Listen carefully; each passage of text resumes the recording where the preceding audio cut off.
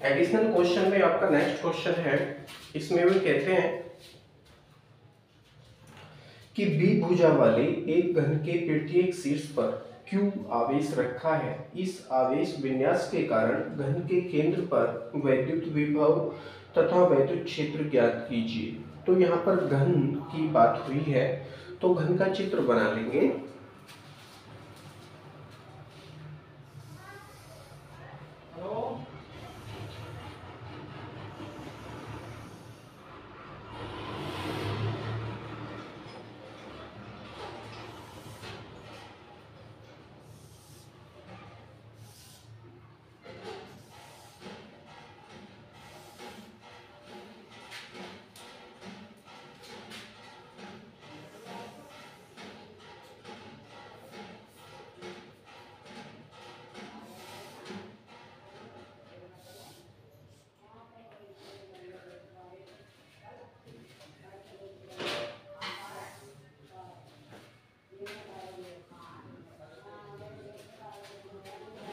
मानकर चलिए ये कोई घन है, इसको नाम दे देंगे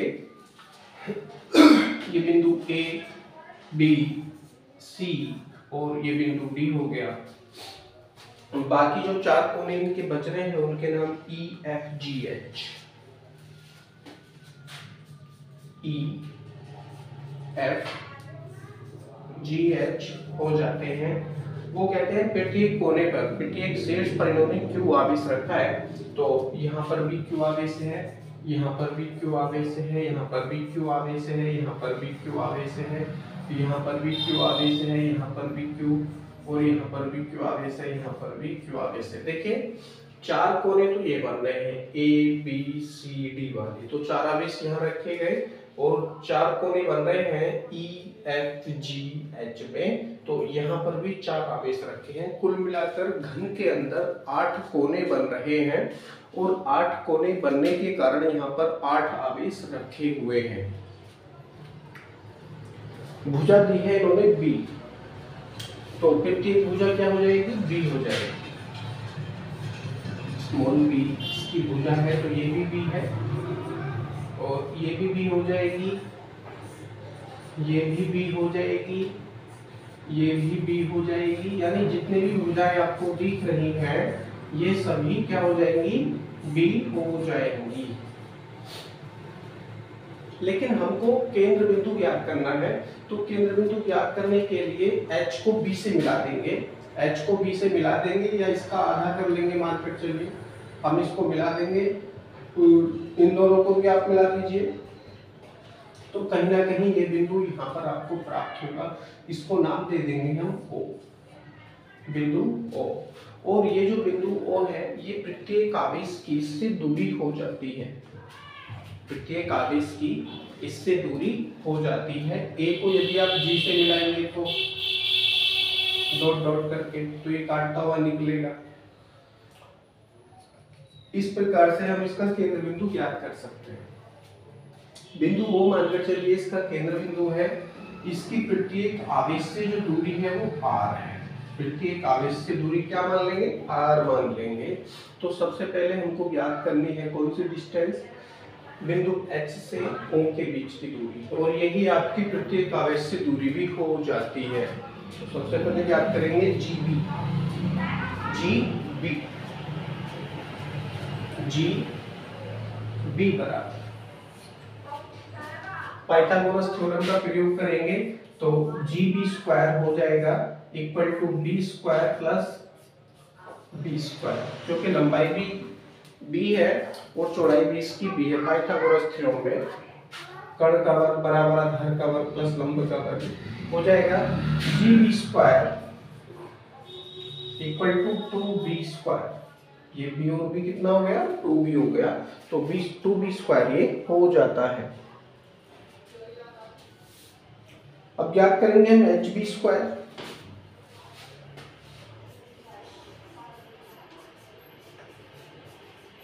यहाँ पर भी हम पाइथागोरस थ्योरम का प्रयोग करेंगे।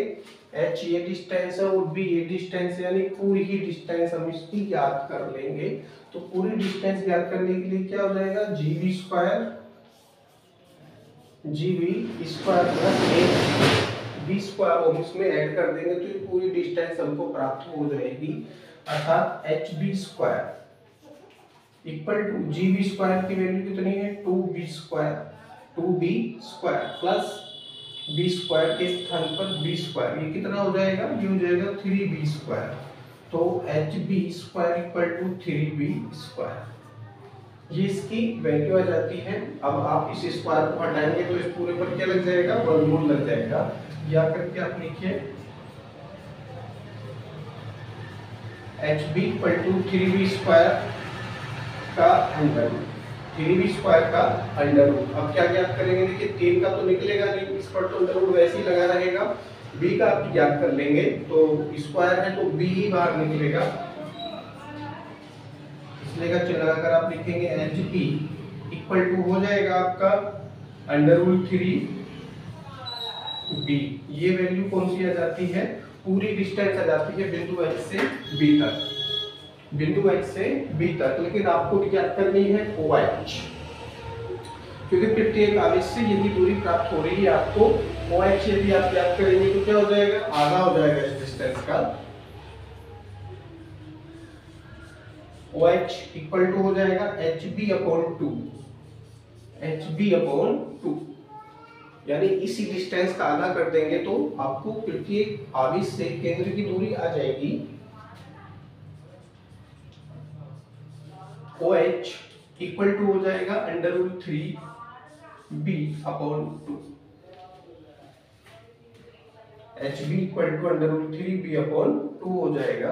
और ये सेंटीमीटर में किस में है, सेंटीमीटर में नहीं है तो कोई भी मात्रक इसका हम नहीं लिखेंगे, ये आवेश की दूरी आ जाती है। अब याद कर लेंगे सभी 8 आवेशों के कारण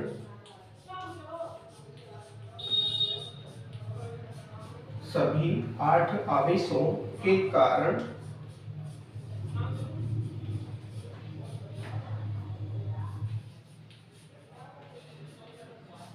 केंद्र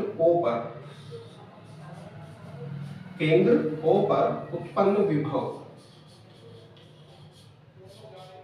सबसे पहले विभव भी ज्ञात कर लेते हैं।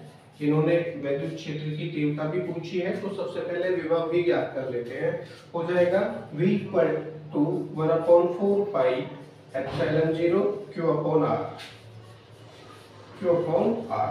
ये तो एक आवेश के कारण हो गया, एक आवेश के कारण, लेकिन यहाँ पर 8 आवेश रखे हैं, 8 आवेश रखे हैं तो आवेश क्या होगा, 8 गुना हो जाएगा, आवेश 8 गुना हो जाएगा। तो Q के स्थान पर 8Q हो जाएगा, मात्रक है वोल्ट, लेकिन मात्रक भी आप मत लिखिए, इसका मात्रक भी आप मत लिखिए क्योंकि कोई भी चीज आपको दे नहीं रखी है। वैल्यू रखेंगे R की,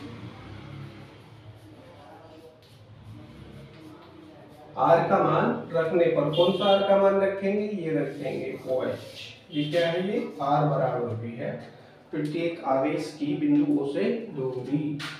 R का मान रखने पर, R का मान रखेंगे तो क्या प्राप्त होगा देख लेते हैं, V equal to 1/4 pi epsilon 0 8Q बटे में R, और R के स्थान पर रखा जाएगा अंडर रूट 3/2, अंडर रूट 3/2, तो अंडर रूट 3 भी रहेगा नीचे, अंडर रूट 3 भी रहेगा नीचे, और 2 कहाँ पहुंचेगा, ये गुणा में है तो ऊपर गुणा में आ जाएगा इंटू 2, यहाँ पर ये आ जाएगा। कुछ इस तरह से ये वैल्यू आपकी हो जाएगी। कुछ कटेगा, जो कटेगा उसको काटेंगे, या इसको यहीं पे भी आप छोड़ सकते हैं क्योंकि 1/4 पाई एप्सिलॉन 0 की वैल्यू अलग हो जाएगी, फिर आपको दोबारा से 2 से मल्टीप्लाई करना पड़ेगा या 4 से मल्टीप्लाई करना पड़ेगा ऊपर नीचे, तो आप इसको यहीं पे छोड़ दीजिए। बुक में तो खैर आपका आंसर अलग दे रखा है, लेकिन ये आंसर और बुक का आंसर बिल्कुल सेम है, नो प्रॉब्लम। तो v इक्वल टू क्या हो जाएगा, 1/4 pi epsilon 0 state constant value, इसकी वैल्यू 9 × 10⁻⁹ होती है, 1/4 पाई एप्सिलॉन 0, 8 का 2 से मल्टीप्लाई करेंगे तो 8 दूनी 16 क्यूब अपॉन √3b, √3b ये हो जाएगा। यानी सभी आवेशों के कारण केंद्र बिंदु पर उत्पन्न होने वाला विभव हो जाएगा v = 1/4πε0 16q अपॉन √3b। यही आपका आंसर है। तो विभव आपने ज्ञात कर लिया, लेकिन हमसे पूछी है वैद्युत क्षेत्र की तीव्रता भी। तो वैद्युत क्षेत्र की तीव्रता एक सदिश राशि है, तो ये सदिश रूप से जुड़ेगी। प्रत्येक आवेश के कारण 8 वैद्युत क्षेत्र की तीव्रता उत्पन्न होगी। E1, E2, E3, E4, E5, E6, E7 और E8 सबको जोड़ देंगे। लेकिन क्या है, ये घन है। प्रत्येक घन के केंद्र पर सभी 8 आवेशों के कारण सममिति से 2 विपरीत शीर्ष पर रखे आवेशों के कारण वैद्युत क्षेत्र परस्पर निरस्त हो जाएंगे। यानी दो वैल्यू, देखिए ये 4 कोने बन रहे हैं ए बी सी डी में। आप देख लीजिए ए बी सी डी में उत्पन्न होने वाली वैद्युत क्षेत्र की जो तीव्रताएं हैं, मानकर चलिए बिंदु ए पर रखा आवेश है वो धनावेश है। सभी धनावेश आप मान लीजिए बिंदु ए के कारण या बिंदु आवेश ए के कारण उत्पन्न होने वाली वैद्युत क्षेत्र की तीव्रता यदि बिंदु बी पर आप ज्ञात कर रहे हैं तो ये इस दिशा में होगी, क्योंकि ये धनावेश है। और बिंदु बी पर भी धनावेश रखा है, बिंदु बी पर भी कैसा है, धनावेश के कारण उत्पन्न होने वाली वैद्युत क्षेत्र की तीव्रता मानकर चलिए वो E2 है। इसकी दिशा अपोजिट होगी। अब वैल्यू यहाँ पर भी Q है और यहाँ पर भी Q है, यानी आवेश की वैल्यू भी बराबर है, इन दोनों के बीच की दूरी भी बराबर है। तो E1 और E2 की वैल्यू भी बराबर ही आएगी। सूत्र से 1/4πε0 Q/r² का प्रयोग करते हुए वैद्युत क्षेत्र की तीव्रता की वैल्यू भी बराबर ही आएगी। बराबर ही आने के कारण, परंतु इनकी दिशाएं अपोजिट होने के कारण, भाई E1 और E2 दोनों की दिशाएं अपोजिट होने के कारण यदि बिंदु A और बिंदु B पर ही वैद्युत क्षेत्र की तीव्रता ज्ञात करेंगे तो क्या हो जाएगा, E1 - E2 हो जाएगा। और दोनों की वैल्यू बिल्कुल बराबर ही आएगी आपको सूत्र से। तो E की वैल्यू क्या प्राप्त हो जाएगी, बिंदु 0 प्राप्त होगी।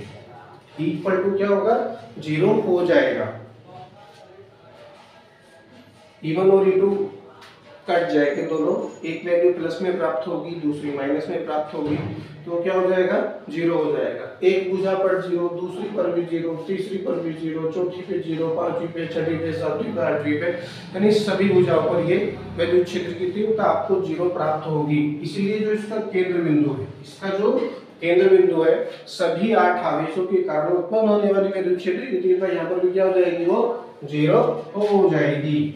अर्थात इक्वल टू क्या हो जाएगा, 0 हो जाएगा। Intensity of electric field is 0 on centre point.